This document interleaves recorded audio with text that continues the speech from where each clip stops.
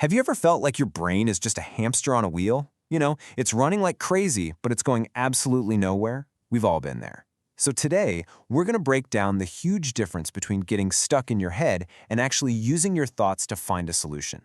And that's really the big question, isn't it? Are your thoughts actually getting you somewhere, or are they just looping? It's that feeling of being mentally stuck, replaying the same stuff over and over. But here's the good news. There's a way to break that cycle and turn all that brain power into a legit superpower.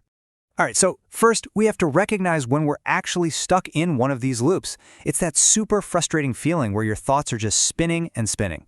It's exhausting, and it's a trap we all fall into sometimes. This right here, this is the core of the whole problem.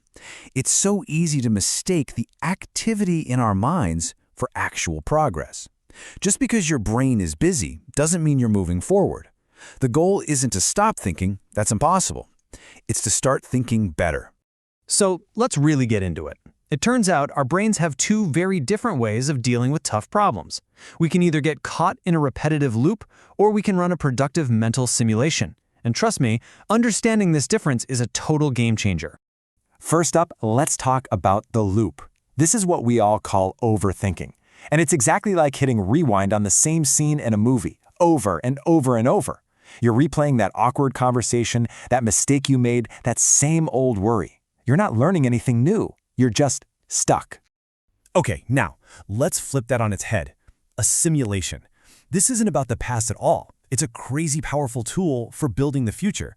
It's like your mind becomes this incredible supercomputer, building models of what could happen, running different scenarios to see what works best.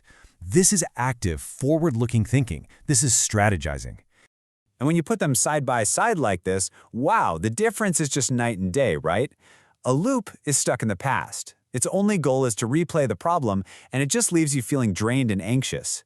But a simulation, it's all about the future. Its goal is to find a solution, and the energy you feel is focused and productive. Totally different worlds. All right, so how do you know which mode you're actually in? That's a good question.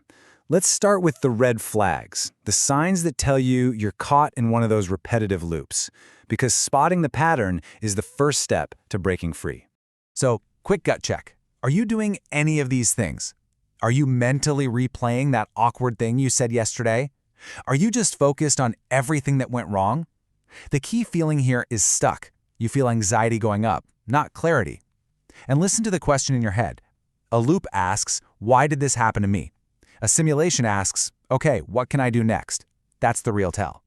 Now, here's a really fascinating point from the source material. This tendency to get stuck in loops, it's not about a lack of brain power. In fact, it's sometimes seen in people who are highly intelligent.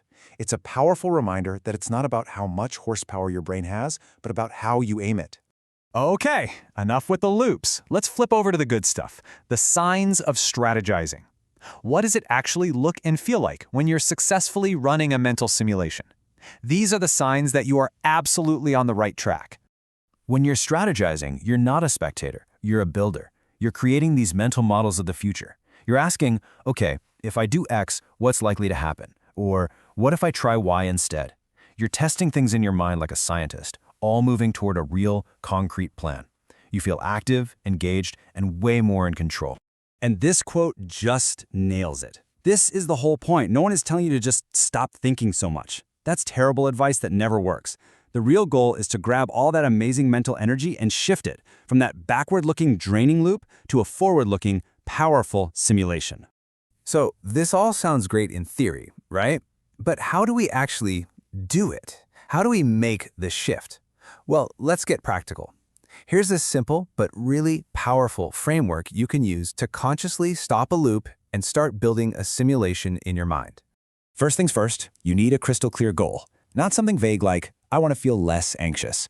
Something specific like, I want to nail this presentation tomorrow. Okay. Step 2, what can you actually control? Your slides, your opening line, the timing. Now you run the simulation. Play out scenario A in your head. You go in super direct and data heavy. Then run scenario B. You start with a compelling story. Which one feels better? Which one gets you closer to your goal? See what just happened? You turned worry into a rehearsal. So, at the end of the day, that's the takeaway. Your mind is an unbelievably powerful tool. You can let it trap you in the past with an endless loop, or you can use it as a simulator to design and build your best possible future. The choice really is always yours. So, the only question left is, what future are you going to simulate next?